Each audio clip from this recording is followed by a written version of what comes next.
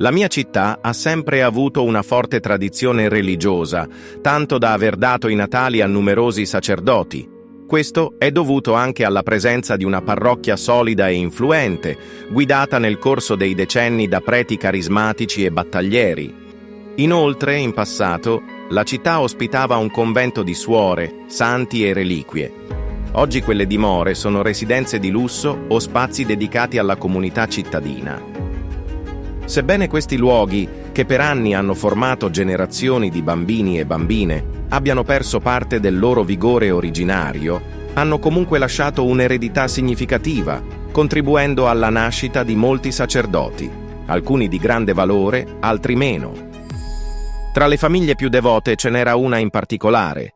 I figli, cresciuti tra racconti di Cristo e della Madonna, finirono per sentire con forza il richiamo della vocazione. Ma su questo rifletteremo più avanti. E così uno dei figli sente la vocazione per la vita religiosa e diventa suora, l'altro sceglie il sacerdozio.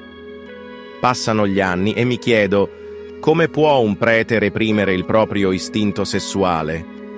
Non so quanti rosari possa recitare, ma chi vi scrive sa bene che non riuscirebbe a soffocare un desiderio così naturale. Per alcuni la masturbazione basta a placarlo, ma altri sentono il bisogno di un contatto reale, di un rapporto con qualcuno. Più avanti parleremo dei seminari e delle suore di clausura. Chi ha vissuto l'esperienza del seminario spesso non ne conserva ricordi piacevoli. Ed è proprio per questo che mi comporto come un cane da guardia. Anche da lontano, annuso, sospetto, analizzo ogni parola pronunciata. Ciò che mi spaventa è la manipolazione, quel senso di colpa instillato fin da piccoli nei confronti di un'entità ignota, inesistente, eppure capace di lasciarci parole sagge, spesso distorte per scopi tutt'altro che nobili. Ora addentriamoci in questa triste storia. Un adolescente proveniente da una famiglia fragile cerca conforto nella parrocchia, dove incontra questo prete. Non dico che ci sia stata violenza o un obbligo esplicito a compiere atti sessuali, ma resta comunque un fatto grave. Parliamo di un adolescente, un minore. Sappiamo che l'adolescenza è un passaggio stretto, un periodo difficile e delicato, in cui i ragazzi sono particolarmente vulnerabili. Se in loro vediamo delle persone, qualsiasi pensiero inopportuno va soffocato, reprimendo ogni impulso. Ma se invece li consideriamo oggetti, allora tutto cambia. Si finisce per consumare la loro giovinezza, la loro innocenza, la loro inesperienza. I due protagonisti hanno rapporti sessuali, ma la relazione è segnata da un forte squilibrio di dimensioni. Il prete, con il suo organo imponente, causa al ragazzo un dolore fisico e psicologico, lasciando in lui ferite profonde. Alla fine, il ragazzo è costretto a recarsi al pronto soccorso. Come previsto, medici e assistenti sociali segnalano immediatamente il caso alle autorità competenti, che intervengono senza esitazione. Tuttavia, il ragazzo nega tutto, facendo calare il silenzio sulla vicenda. Dopotutto, potrebbe sembrare semplicemente un rapporto tra coetanei. Passa il tempo, il ragazzo guarisce, ed i rapporti fra i due continuano. Ovviamente a questo punto non è costrizione, ma consenziente, ma il ragazzo è pur sempre un minore e il sacerdote è pur sempre imponente. Accade che per la seconda volta il ragazzo con una emorragia in atto finisce a pronto soccorso e decidono di intervenire con maggiore determinazione. Iniziano a pedinare il ragazzo, studiando le sue abitudini e cercando di capire se ci siano altre prove che possano confermare i loro sospetti. Dopo settimane di appostamenti, le indagini si concentrano sulla canonica del prete. A questo punto, con il permesso delle autorità competenti, vengono piazzate telecamere e cimici per raccogliere informazioni che possano chiarire la verità dietro il comportamento ambiguo del sacerdote. I risultati non tardano ad arrivare. Le immagini e le registrazioni raccolte mostrano chiaramente che il prete e il ragazzo avevano una relazione sessuale che si protraeva da mesi. Nonostante la negazione iniziale del ragazzo, la prova tangibile di ciò che stava accadendo è ormai davanti agli occhi delle autorità.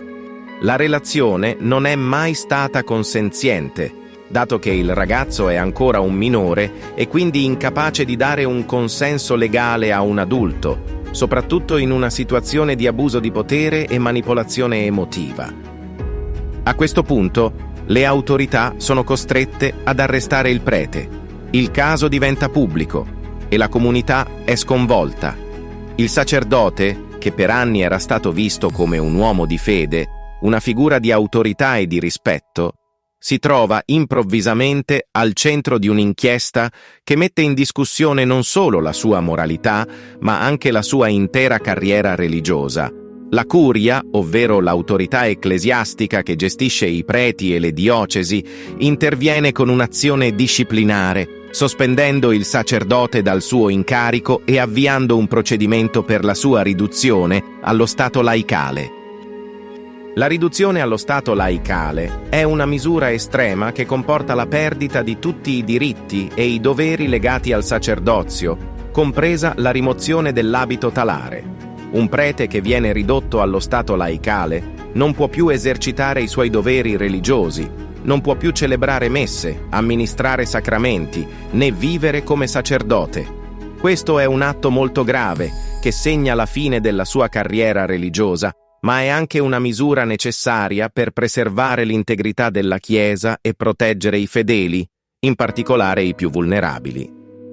Oltre alla sospensione, la curia è obbligata a comunicare l'accaduto alla famiglia del sacerdote e alla comunità parrocchiale di provenienza, affinché vengano informati della gravità della situazione e della sanzione inflitta al sacerdote. Questa comunicazione è fondamentale per mantenere la trasparenza e per evitare che il caso venga minimizzato o nascosto. La comunità religiosa deve essere messa al corrente che uno dei suoi membri ha tradito non solo il suo sacro dovere, ma anche la fiducia che gli era stata concessa da tutti coloro che lo consideravano una figura di guida spirituale. Il caso del sacerdote, che inizialmente sembrava essere un episodio isolato, diventa un simbolo di un problema più ampio, che riguarda la relazione tra la Chiesa e le sue figure di autorità. Si apre un dibattito pubblico sulle politiche di protezione dei minori e sull'importanza di garantire che la Chiesa affronti con serietà e trasparenza ogni accusa di abuso. La questione solleva interrogativi su come vengano trattati questi casi all'interno delle strutture ecclesiastiche e su quanto la Chiesa abbia agito in passato per evitare che abusi simili si ripetessero. Questa vicenda pone anche l'accento sulla difficoltà di affrontare abusi di potere e manipolazioni all'interno di istituzioni che si presentano come inviolabili, come quella religiosa. La struttura gerarchica della Chiesa, che spesso ha protetto i propri membri, ha contribuito a nascondere per anni casi di abusi e comportamenti scorretti. È solo quando le indagini esterne, come nel caso del ragazzo, vengono attivate che emergono i fatti. Questo purtroppo non è un caso isolato e la storia di questo giovane ragazzo è solo una delle tante storie di abusi di potere che potrebbero essere state nascoste per troppo tempo. Il dolore e il trauma che il ragazzo ha vissuto sono incalcolabili. Non si tratta solo del danno fisico e psicologico immediato, ma anche dell'effetto devastante che un'esperienza del genere può avere sulla sua vita futura. Il senso di fiducia nei confronti delle autorità, e in particolare della Chiesa, viene profondamente scosso e il ragazzo si troverà a dover affrontare le cicatrici invisibili che questa esperienza lascerà nel corso degli anni. Non è facile affrontare il dolore causato dall'abuso, né è facile per un giovane riconoscere che ciò che ha vissuto non è mai stato amore o cura, ma manipolazione e abuso di potere. La solitudine che accompagna queste esperienze può essere schiacciante e il silenzio che spesso accompagna le vittime di abusi sessuali può farle sentire isolate e senza speranza. Tuttavia, la determinazione delle autorità ha permesso di scoprire e di denunciare, come nel caso di questo ragazzo, è essenziale per fermare il ciclo di abusi e per iniziare a guarire. In conclusione, il caso di questo sacerdote e del giovane ragazzo ci offre l'opportunità di riflettere su come le istituzioni religiose, ma anche quelle politiche e sociali, possano agire per proteggere i più vulnerabili e per garantire che i colpevoli di abusi vengano perseguiti con la massima severità. La Chiesa ha il dovere di rispondere alle accuse in modo trasparente e di garantire che le sue azioni siano guidate dalla giustizia e dalla verità, per evitare che casi come questo accadano ancora. E, cosa ancora più importante, deve ascoltare e dare voce alle vittime, che meritano di essere protette, rispettate e guarite dal trauma che hanno subito. Su questa vicenda, e su altre come essa, possiamo aprire centinaia di discussioni.